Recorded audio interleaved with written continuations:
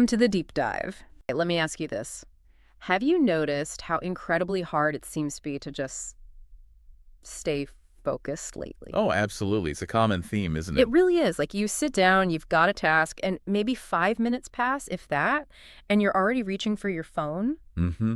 Or picking up a book, wanting to read, but your mind just wanders off. Yeah, and do a million other things. Or, you're watching a video, and before it's even done, you've clicked on the next one. Or maybe grab your phone while the video's still playing on another screen. Yeah. The infamous second screen habit. Exactly. And the thing is, it's not just you feeling this. This isn't some kind of personal failing. It seems like it's happening to, well, basically all of us. It's a systemic issue, really. So today, in this deep dive, we want to really get into why. Why are our attention spans apparently shrinking in modern life? And crucially, not just the why, but also the how. How can we start to reclaim that deeper focus? Right, because what our sources suggest is honestly pretty surprising. Things like how our brains fundamentally just weren't built for this level of constant input. And how that thing we often praise, multitasking, might actually be, well, rewiring our brains for distraction. Okay, yeah. Let's unpack that because that sounds huge. Where do we start? Well, a fascinating core idea is that our brains are just overwhelmed. Think about our evolutionary history. Okay. Our brains developed for much simpler environments. Yeah. Environments where focus on one thing, a predator, prey, finding shelter was key. Right, not constant pings and notifications. Exactly. Now we're trying to process this relentless flood of digital information notifications, news feeds, endless streams through what you could almost call ancient hardware. You're like trying to run modern software on a really old computer? Kinda, yeah. Or like that dial-up connection analogy you mentioned earlier. It's an evolutionary mismatch. Our minds genuinely struggle to cope effectively with this sheer volume. Wow, that ancient hardware idea really lands. And it connects to the multitasking thing too, right? Because it's not just the amount of information. Precisely. For years, I definitely thought, and I bet a lot of listeners did too, that juggling emails, calls, maybe working on a report all at once, it felt so productive. It feels productive. That's the deceptive part. But the research shows something quite different. Yeah. Multitasking doesn't actually make you better at doing lots of things simultaneously.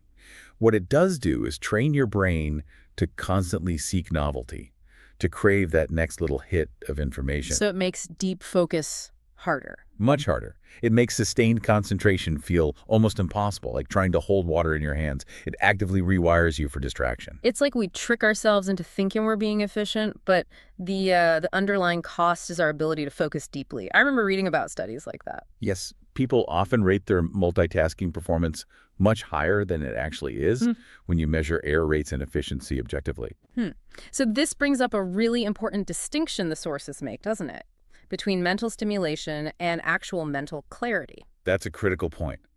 We get tons of stimulation, right? Constant new things flashing up, demanding reaction. It's a dopamine feedback loop, almost. Yeah, always something new. But genuine mental clarity, the kind you need for deep thought, for sustained attention, for really processing things, that requires something else entirely. What? Like quiet? Exactly. It requires a kind of mental stillness, a quiet mind. And that's something we rarely give ourselves the chance to cultivate anymore in this noisy world. So, okay, if pushing harder or just trying to ignore the noise isn't the answer, what is the shift we need to make, according to these findings? Well, the key insight, and it feels quite counterintuitive, is that the answer isn't about more effort, not about hustling harder. Right. It's actually about slowing down. Fundamentally, you need to slow down, and this is crucial. Learn to listen to your own mind again. Slow down. That sounds radical almost in today's world. It does. But the material really emphasizes that slowing down is precisely the path to regaining control over your attention. Clarity isn't found in adding more input. It's found in less, and in building that internal awareness. Okay, so how do we do that, practically speaking? Well, the good news is that our deep dive does offer practical ways to start rebuilding that deep focus, even living in this, demanding digital age. It's not like a magic switch, though, I assume. Definitely not. It's presented as a gradual process, starting really small, actually. The core idea is reconnecting with that inner calm that often gets buried. Buried under all the digital noise. Exactly.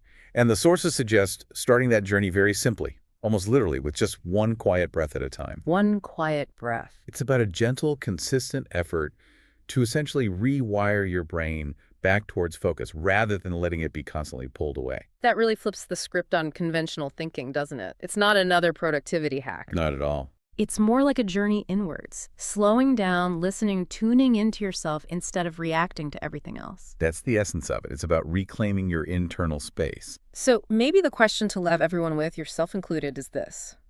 As you think about everything we've talked about, what small, quiet breath can you take today? Just one, maybe, to start listening a bit more deeply to your own mind and begin that process of reclaiming your focus.